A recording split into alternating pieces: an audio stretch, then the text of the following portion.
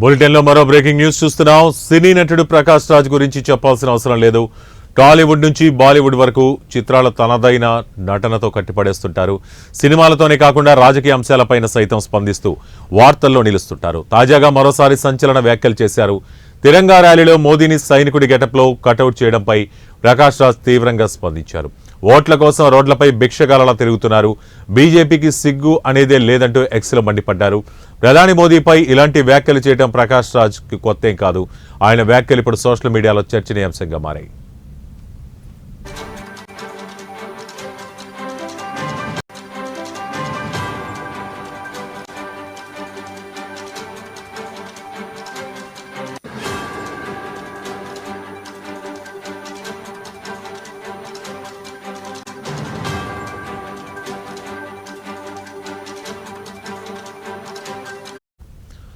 గతంలో కూడా ప్రకాష్ రాజ్ ప్రధాని మోదీని విమర్శించారు.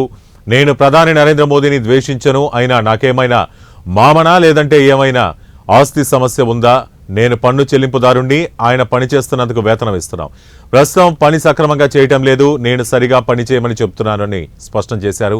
ట్విట్టర్లో ప్రభుత్వాన్ని విమర్శిస్తూ చేసిన పోస్టులపై ఆయన స్పందిస్తూ, నేను అందరి మనసులో చిన్న విషయంపై మాట్లాడుతున్నాను. నా వాయిస్ కాదు, ప్రజల వాయిస్ ఇది. నా మన్ కీ బాత్ కాదు, నా మన్ కీ బాత్ అన్నారు. మా మన్ కీ బాత్ అన్నారు. అధికారంలో ఉన్న వ్యక్తిని ప్రశ్నించాల్సిన అవసరం ఉందన్నారు గతంలో ప్రకాష్ రాజ్.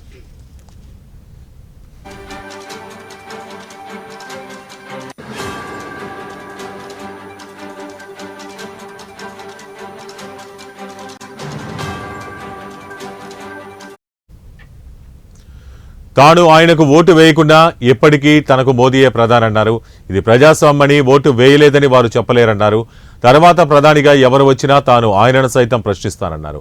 తన ట్వీట్లలో మార్పులు చూస్తారన్నారు. ప్రధాని మోదీ వెళ్లిపోతే ఆయన గురించి నేనెందుకు మాట్లాడతాను అన్నారు ప్రకాష్ రాజ్ గతంలో.